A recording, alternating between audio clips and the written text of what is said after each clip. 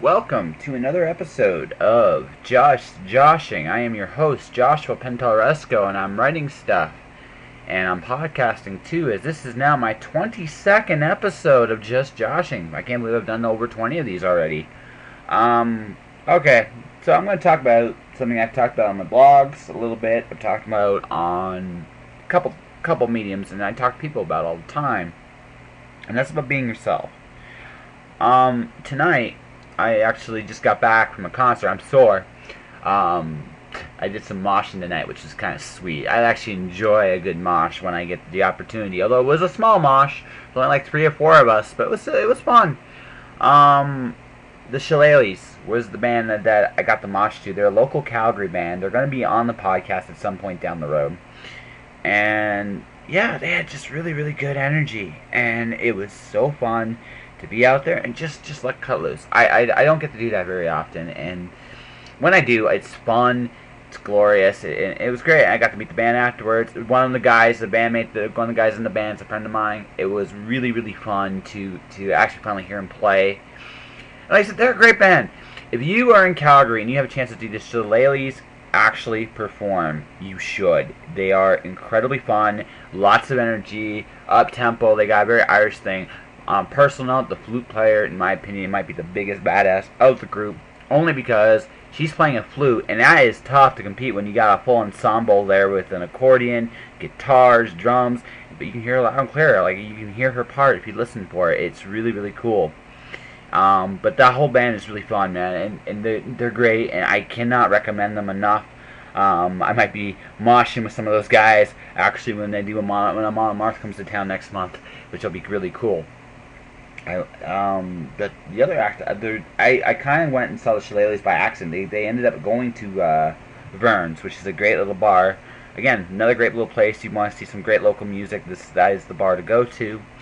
But I came there originally to see Vanessa Cardue. She's been on the show already. And wow. She is one of those people that, if you ever see live, you'd be blown amazed. Her range, in terms of what she sings, how she plays, is really, like, incredible. I don't know. I think maybe there are a handful of musicians I know professionally in person, and I've met person that might be able to even keep up with her. I'd had to follow her, and that is not easy. Great command. She gets the crowd to pay attention to her. Beautiful singer. I mean, not just as a physically beautiful, but just her voice is just powerful. And like I said, there's depth. There's real depth. And I was talking to her, and I was talking to the band in between the Shillelaghs and and her, and I was talking about being yourself. It's the hardest thing to do as an artist. It really is, because you're out there and you're just you're you. There's no hiding. There's no pretension. There's no image. There's no aura. People know when you're genuine, and I said this out to one of the two groups, and the musicians between. People know when you're genuine and you're having fun, and you're you, and you're just unapologetically you. It is powerful. The head knows how things work, how to draw, how to write, how to do music, how to box, how to do MMA, how to climb mountains, how to do CrossFit, how to dance, how to animate, how to build a video game, how to program. Like the knowledge, the skills. The skills are available for anyone to learn, although some people are far more gifted than others.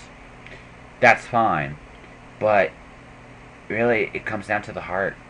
It's all about your heart.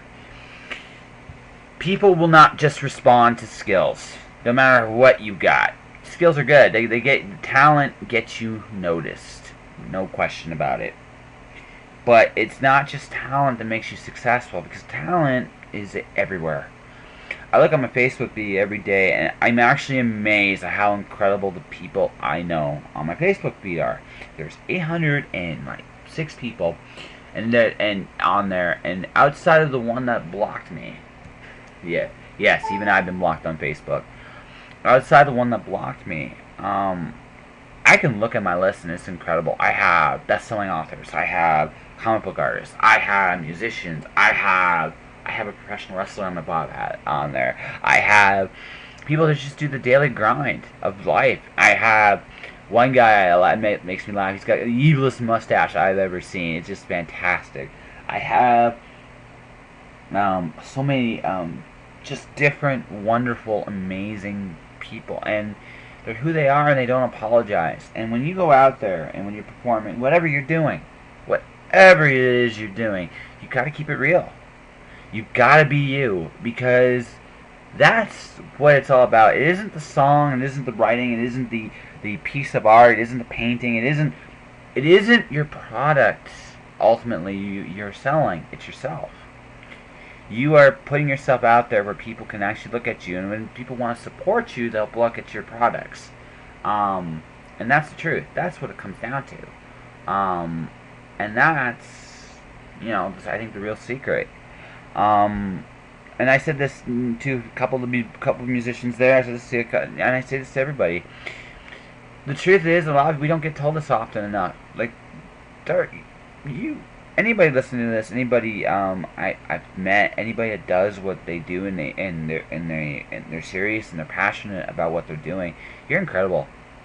You are, like, literally incredible. It is admirable to watch you guys go out there and do whatever it is you do. You're amazing, and you need to hear. I think people don't hear that enough. And like I said, maybe I'm being kind for the sake of being kind. Maybe I'm just being sentimental and stuff, but that's what I really feel.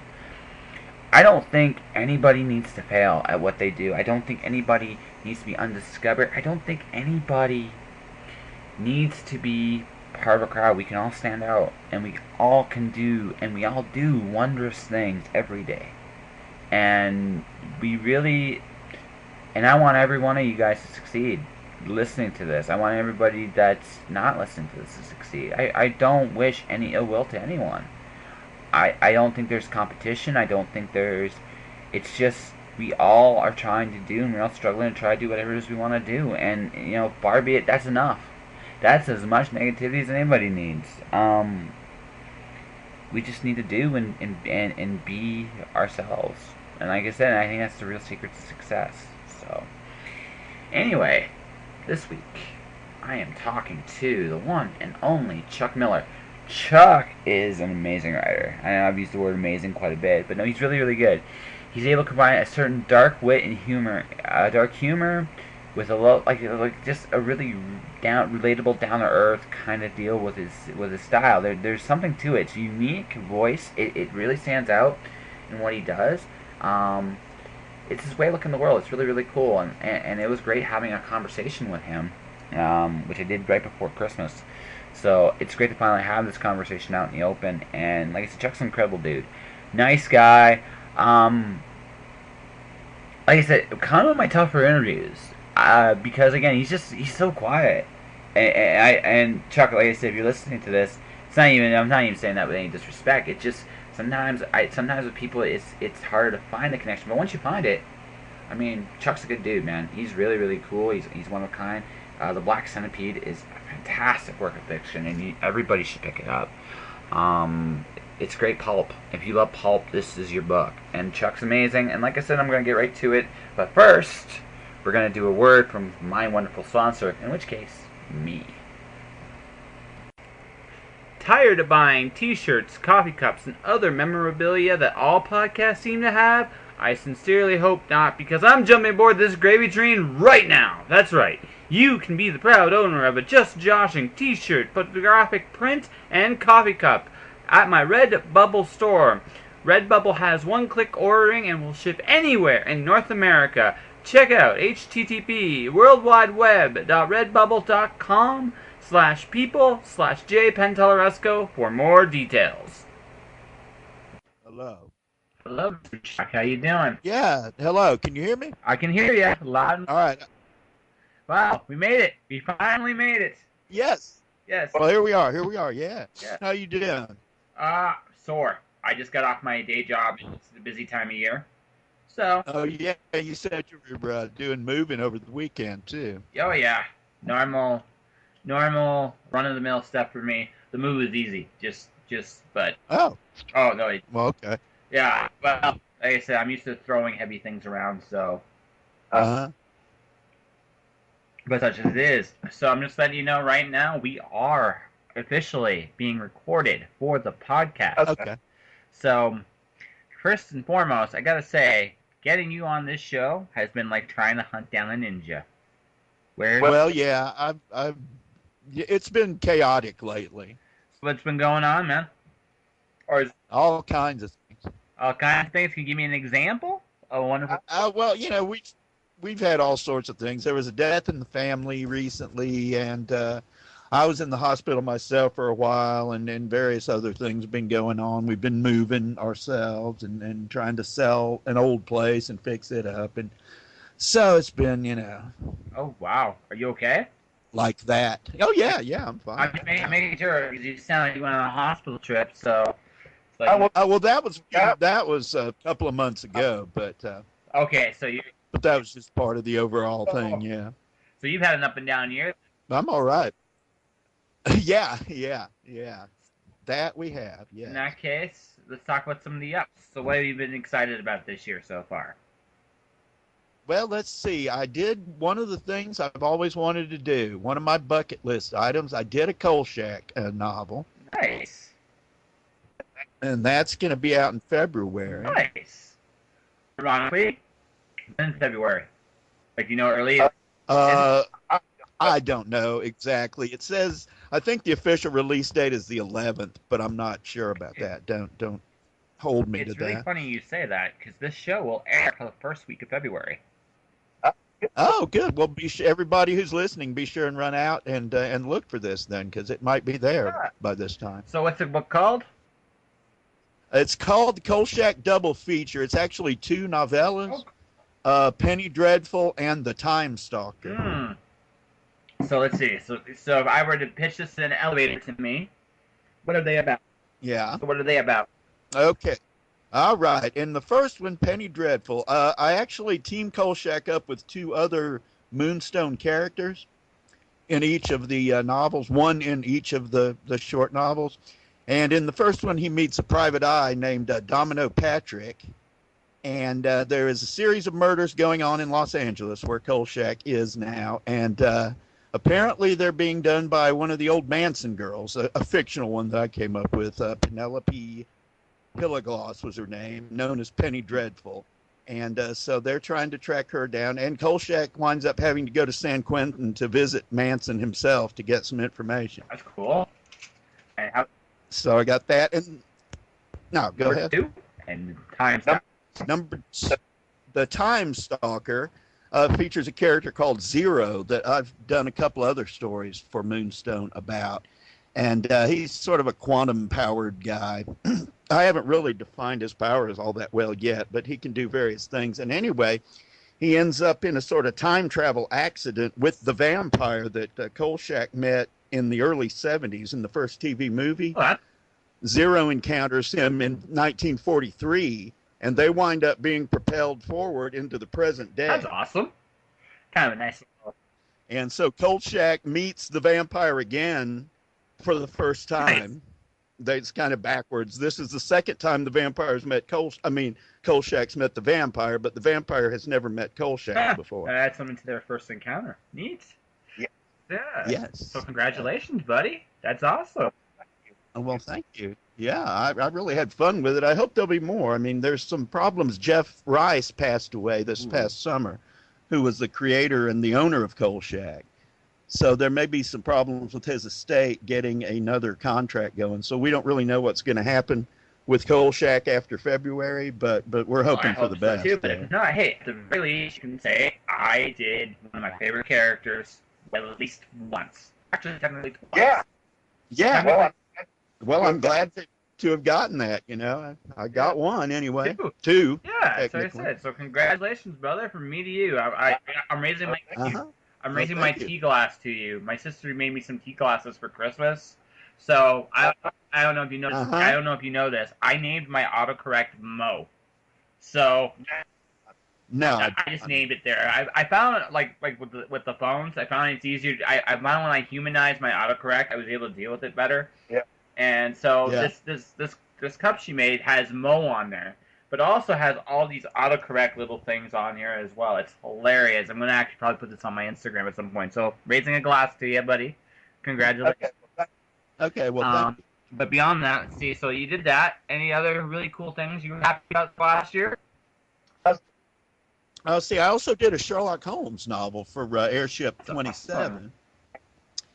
And that I don't know when will be out, but sometime in 2016. So you done 2 iconic characters. So yeah, 2 that I always really wanted to. Of course, I did a Sherlock Holmes short story before, but this time I decided to do a whole novel for various reasons. Yeah. Because I wanted to, basically. I mean, Sherlock Holmes. I mean, who doesn't want to do a Sherlock Holmes story at the very least, right? So yeah. At some point. So yeah, man, that is awesome. I'm glad for you, bud. And I gotta get some of your books at some point soon. I'm finally settled in place, so I'm gonna be like, okay. So I gotta get Mr. Chuck Miller's Black Centipede series, right? And yeah, and then I've got all that too, all my own. You're gonna keep me reading well into next year. Well, that's cool, man. All right, let's see. So what else? So what are you working on right now, or are you working on anything? Let's see. Yeah, I am. I'm working on the next Fiona Vallis and Mary Jane Kelly book. Cool. Say anything. And there, I did Fiona and the Vampires last year. Of course, she's in the Black Centipede universe, and all the books tie together.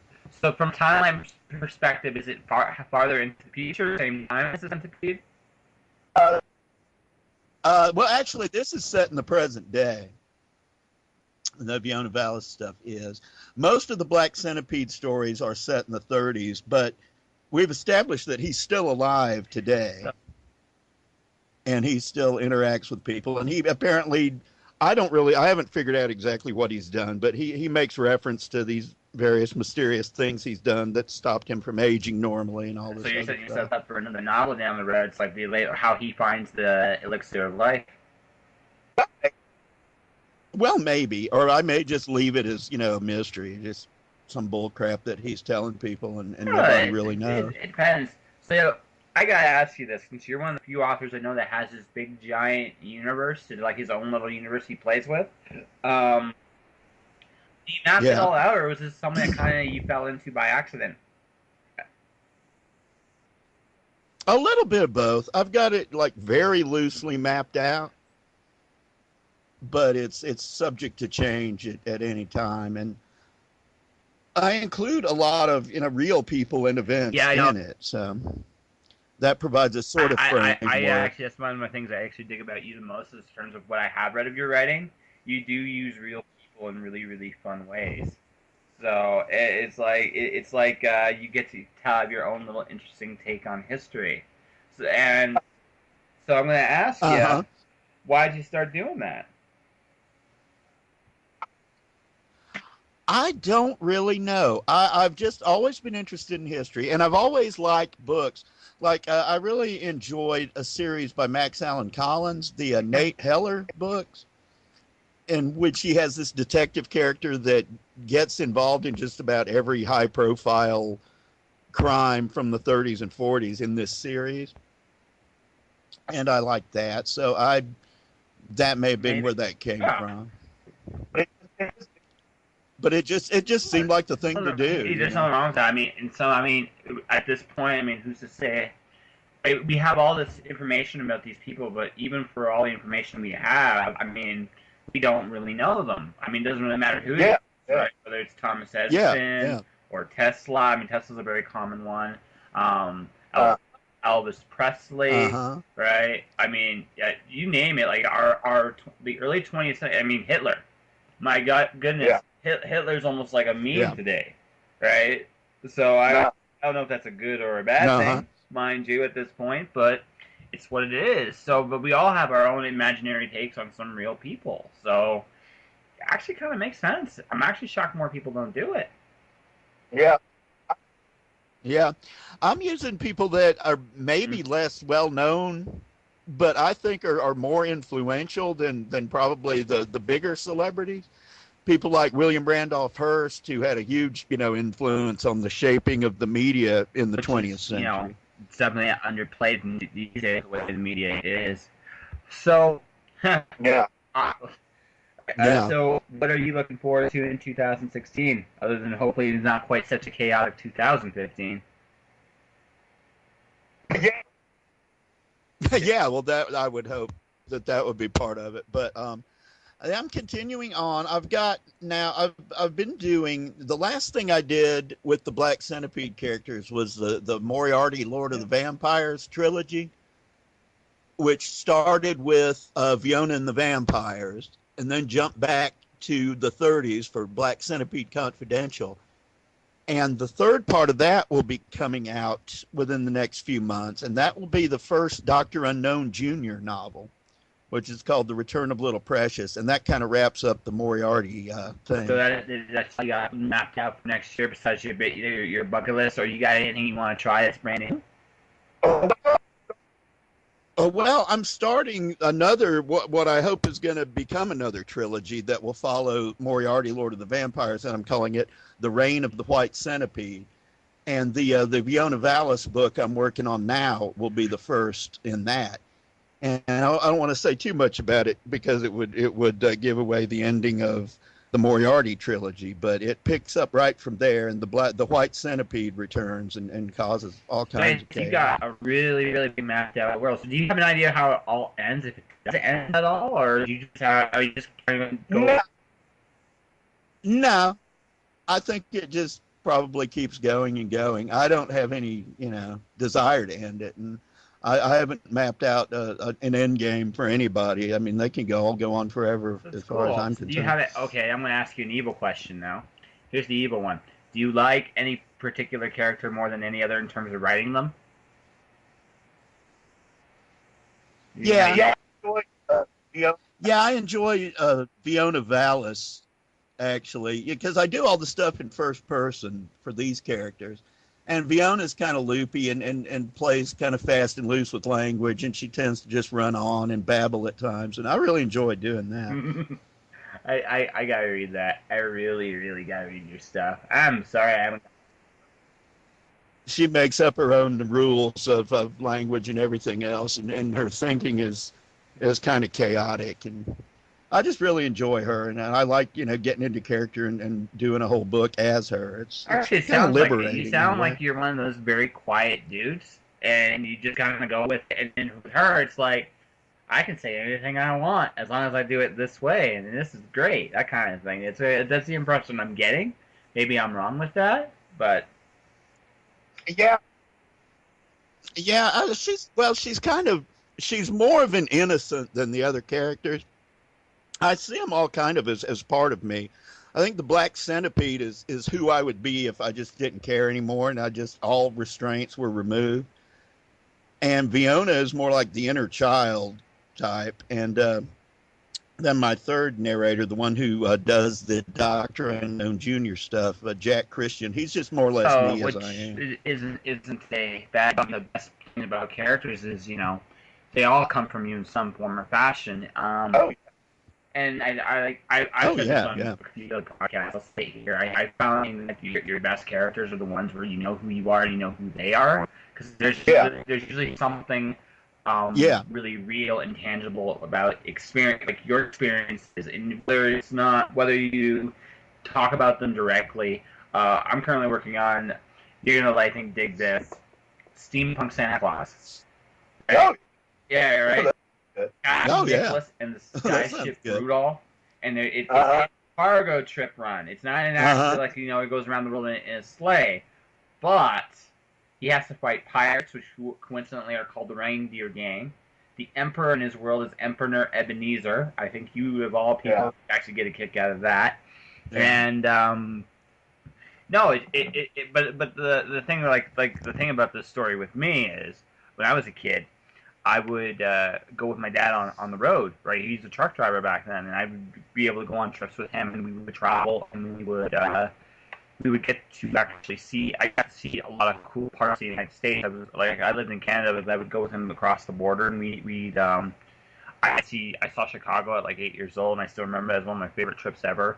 And I'm thinking I could do like a road trip kind of story because I've been on plenty of road trips ever since I was a kid. There's a certain resonance because that's what I've done. And I'm guessing with your stuff, it's kind of the same thing. Yeah, yeah. Yeah. Things I've studied and been interested in, and I sort of take the characters through those. So let's see here.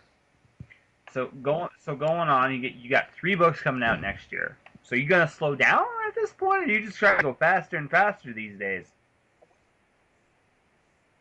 Well, I don't know. I want to get a lot more done than I have so far. I didn't really get much done this year, owing to various problems that were going on. But I'm hoping that I'll have time to really get a few things banged out and then see what else I'm going to do beyond that. Because I don't know. I want to get the Fiona Vallis and the next Black Centipede done pretty soon anyway. And the Bay Phantom also for Airship 27. I got a second volume of that I'm also working on. So that's actually 3 things I'm working on at the same time. And I hope to have... Slow down. Huh? Yeah. No, not anytime soon. I didn't do very much, except I'm working on 3 books at once. I published 1 book last year, just 1. You make me look bad. I mean, I'm just serious. It's okay. I am all right. Looking back, the man, the myth, the Chuck Miller. I mean, it's all good. I mean, you got a lot of cool things going, and honestly, I mean, I'm happy for you. I really, really am.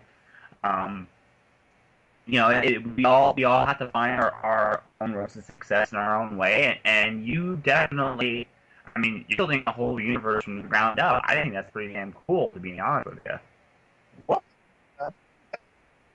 Well, thanks. Yeah, I'm getting there, and I enjoy it, and it's satisfying. I think it holds together, and I know that there are people who really like it, and I'm glad of that. So if I was a brand new reader, if I was the guy that just didn't know where to start with Chuck Miller, where would I start?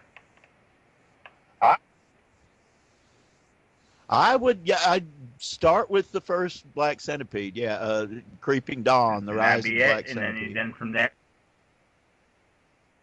That would be the place to start, yeah.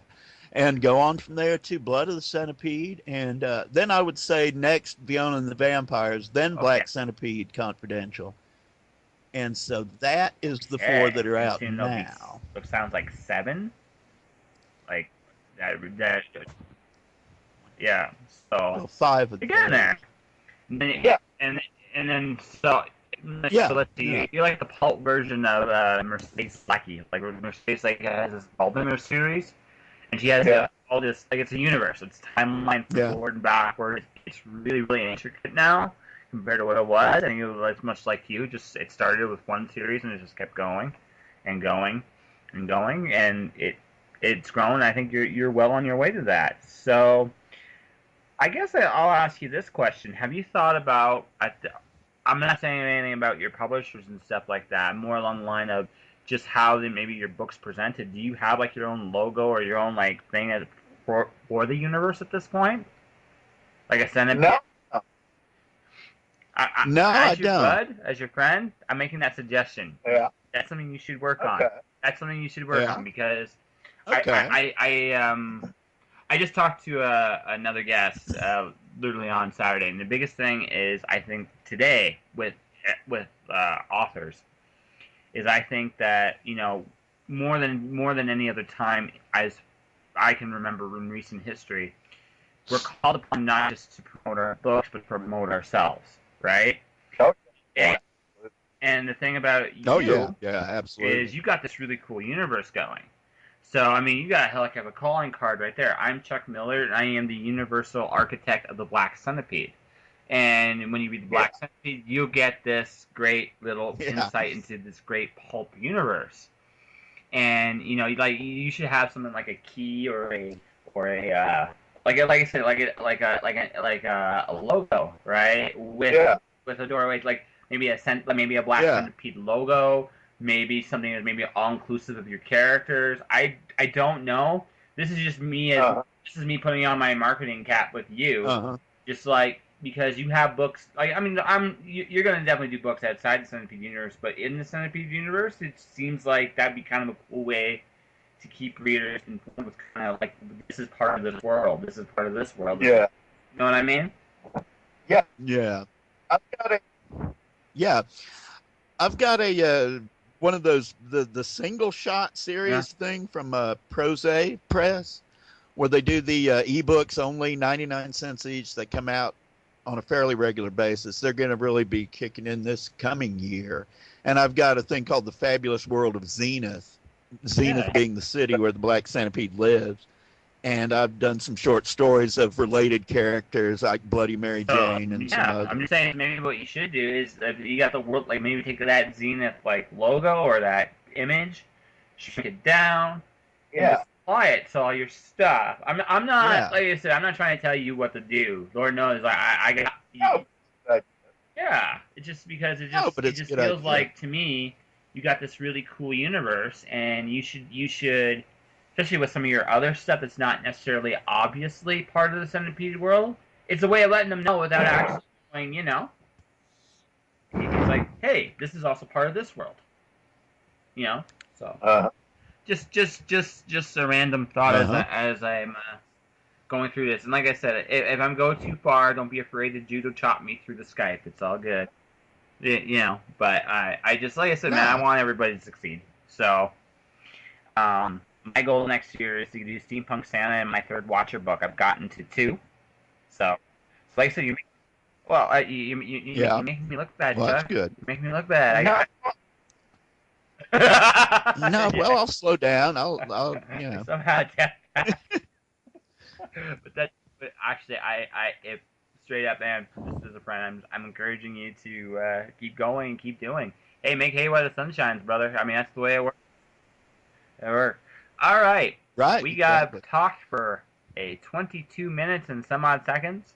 So let me ask you something before I go. If people want to find you and talk to you on this wonderful internet, how would they do? Yeah. Well, you can find me on Facebook. I'm on there with my own personal page, and then I've got other pages devoted to characters. Okay. So like and books. That's the easiest place? So you just disappeared on me, buddy. I can hear you now. Yeah, I don't know. It's fading in and out. Can you hear me? The Facebook, the Black Centipede page. Okay, good. Yeah.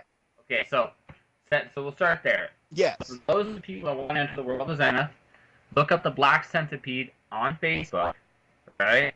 And it'll take you to the world of Zenith, and Mr. Chuck here will happily guide you way in.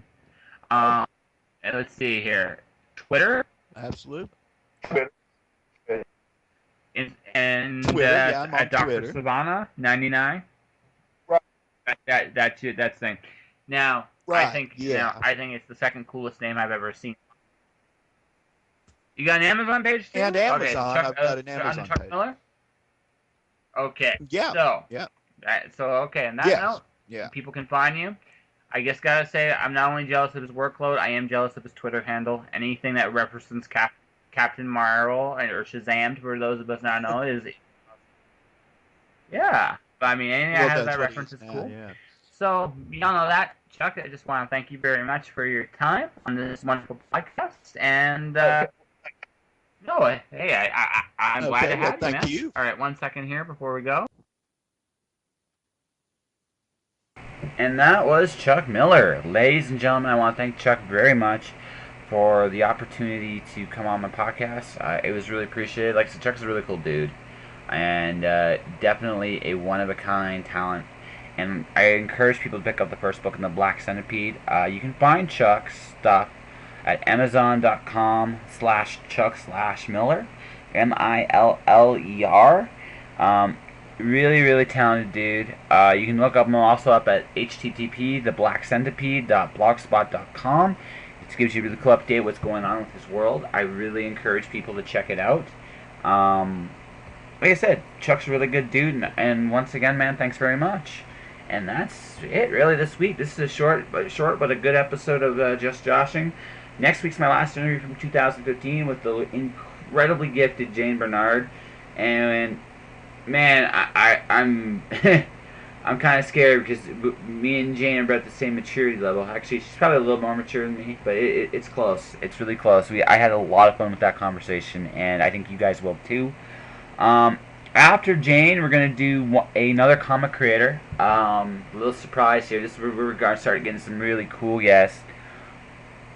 Jimmy Robinson is going to join the podcast the week after. And then from there, we're going to do a month or so of non-literary podcast. A game store, a bar, my dad, or at least one musical act, maybe two, will appear during the month of April and maybe in early May. And then we're going to go back to literature again with G.W. Renshaw, Hannibal Taboo.